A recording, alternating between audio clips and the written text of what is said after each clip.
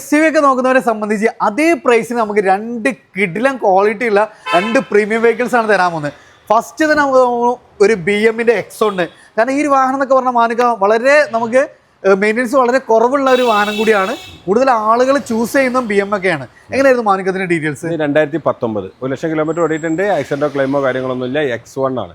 ഇതിന്റെ ഏറ്റവും last price നമുക്ക് 20,50,000 രൂപക്ക് കൊടുക്കാൻ പറ്റും. 20 ലക്ഷം വരെ ഇതിന് ലോണും കിട്ടും. അപ്പോൾ അതാണ് ഇത് ഒറിജിനൽ കേരളമാണ്. കൂടെ തന്നെ നമുക്ക് ഇതാണ് ഫുൾ ലോണിൽ നമുക്ക് ഈ ഒരു വാഹനം ഇറക്കുക എന്നുള്ളതാണ് ഏറ്റവും നല്ല ഹൈലൈറ്റ്.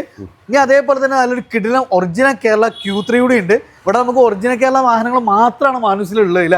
ഇതും നമുക്ക് ഫുൾ ഹിസ്റ്ററി കാര്യങ്ങളെല്ലാം പക്കല്ല വണ്ടി. എങ്ങനെയായിരുന്നു ഡീറ്റെയിൽസ്? ഇത് 2016 മോഡൽ, 88,000 കിലോമീറ്റർ, സെക്കൻഡ് ഓണർഷിപ്പ്.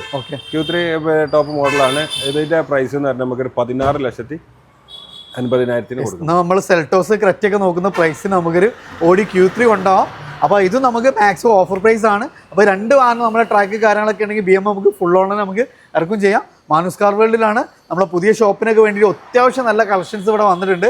അപ്പോൾ ലക്ഷറി ആവട്ടെ സെമി ലക്ഷറി ആവട്ടെ എല്ലാ റേഞ്ചിലുള്ള വാഹനങ്ങളും മാക്സിമം നമ്മൾ പ്രൈസ് കുറച്ചിട്ട് ഫുൾ ഓൺ തന്നെ കൊടുക്കാമല്ലോ മാനുക.